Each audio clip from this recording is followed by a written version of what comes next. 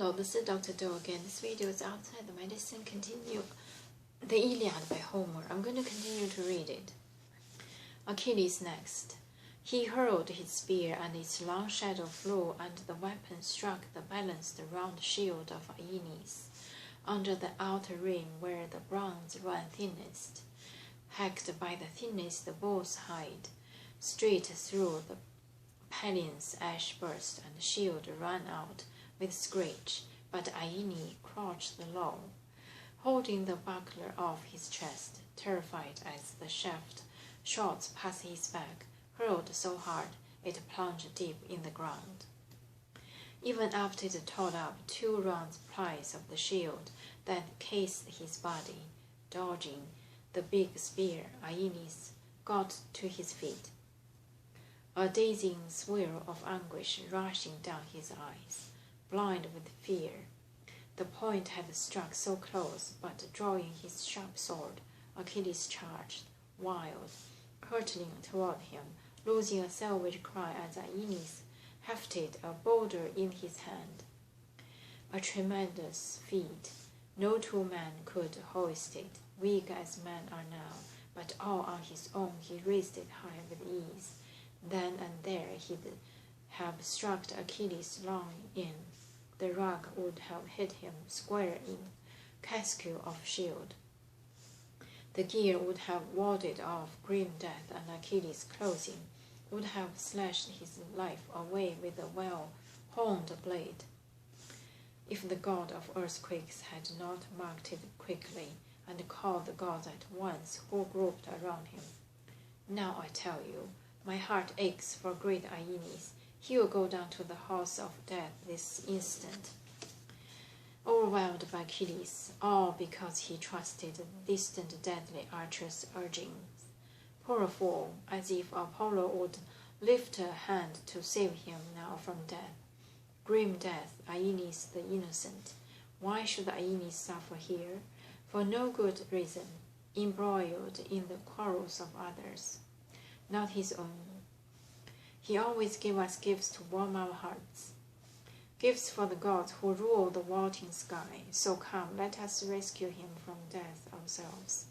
For fear the son of Cronus might just tower in rage if Achilles kills this man. He is destined to survive, yes, so the generation of Dardanus will not perish. Obliterated without an heir, without a trace, Dardanus, dearest to Zeus of all the sons that mortal women burned to birth for father. Now he was coming to hate the generation of Priam. And now Aeneas will rule the man of Troy in power, his son's son and the sons born in future years. But Hera, the queen, broke in, her eyes open wide. Decide in your own mind, god of the earthquake, whether to save Aeneas now or let him die. Crushed by Achilles, for all his fighting heart, but time and again we too have sworn our oaths, in eyes of all the gods, I and Pallas Athena, never to drive the fatal day away from the Trojans, not even when our choice burns in the ramping flames.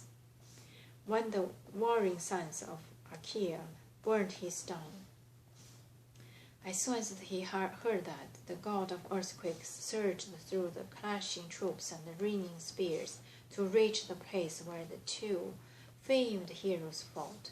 Quickly, he poured a mist across Achilles' eyes, wrenched the spear from stalwart Aeneas' shield, laid the bronze-shod ashen shaft at Achilles' feet, and hoisted Aeneas off the earth. He slung him far, and over the massing lines of men and the massing chariots, high in the air, Aeneas vaulted, hurled by the god's hand, till he came to ground at the battle-churning flank, where Cauconian units braced themselves for action.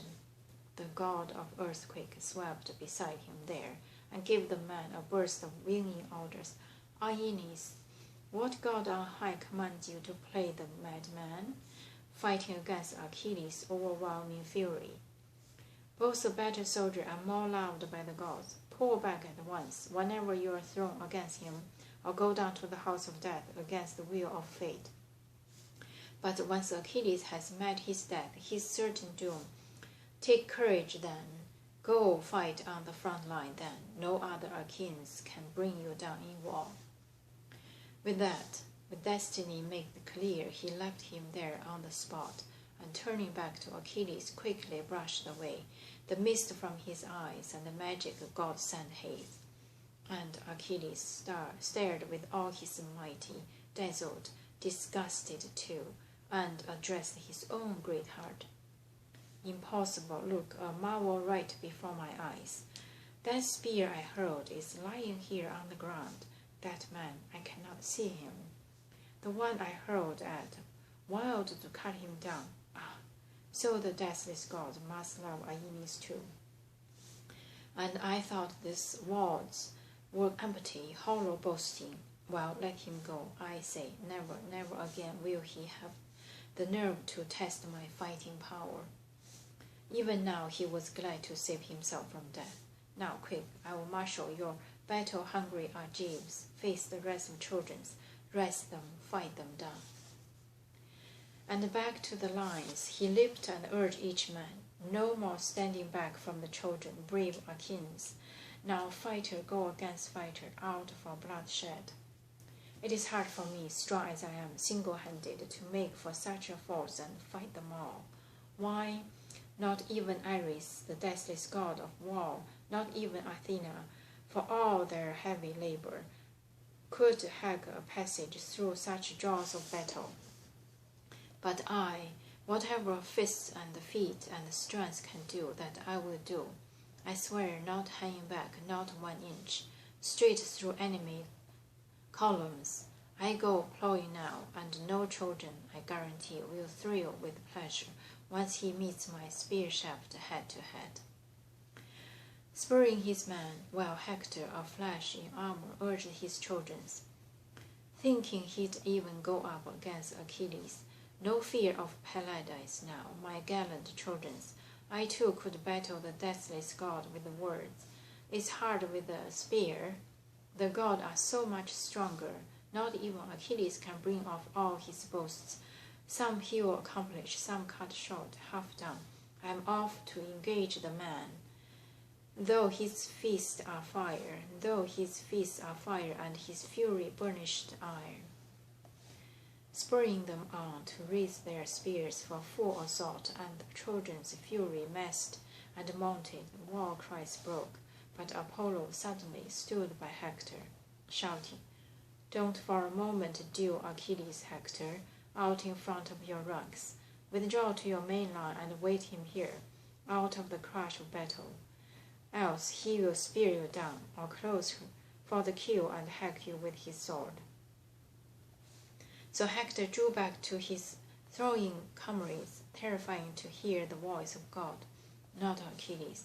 Armored in battle power down, he flung on the Trojans, loosed the barbaric cries, and his first kill was Iphitus, Otrynteus' hardy son, and the chief of large contingents born of a river nymph to Otrynteus, scourge of towns.